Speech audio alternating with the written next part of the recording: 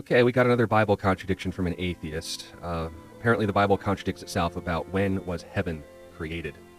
Let's read the passages. They say in Matthew 25:34, it says, "Then the king will say to those on his right hand, 'Come, you blessed of my Father, inherit the kingdom prepared for you from the foundation of the world.'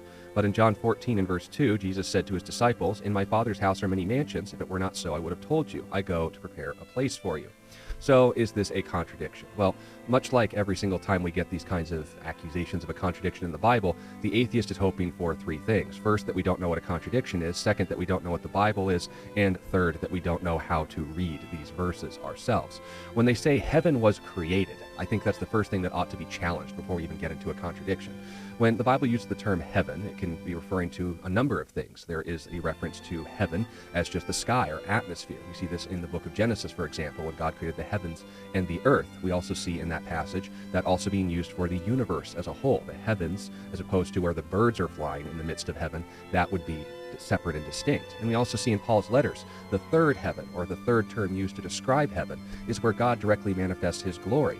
So if an atheist doesn't know what heaven is and think that where God is was created at some point, and that these are somehow in conflict, I think maybe Randy Alcorn's book on heaven might help them a little bit. But nevertheless, on top of misrepresenting what heaven is all about, they also don't understand what a contradiction is.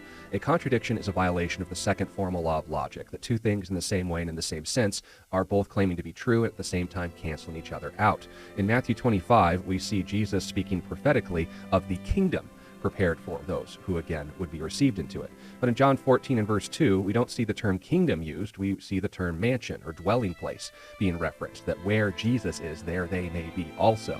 In Matthew 25, the people who are part of the kingdom are in God's presence, and that has been as much a part of creation as the Creator. In fact, it preceded it. And in John chapter 14 and verse 2, noting that the dwelling place, or the place where they would be welcome in his presence, that no one would come to the Father except through Jesus, is in fact ready for them the moment that they receive him, but he hasn't yet ascended into heaven. So we, of course, don't see that benefit yet. When the atheist is saying that these two passages are in conflict, they are saying that it's a cancellation in the same sense. But we see the sense in which it's referring to heaven isn't even something the atheist properly understands, because there's many different ways we can refer to heaven. But if we're instead saying that the term kingdom and the mansions or dwelling places that Jesus is speaking of are in fact the same thing and in the same sense, the burden of proof is on them.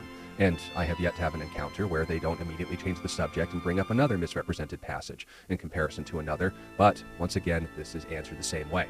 Know what a contradiction is, look up the passages, and maybe do a little bit of vocabulary research, because in this case, they haven't even bothered to know what the Bible is talking about when it means heaven.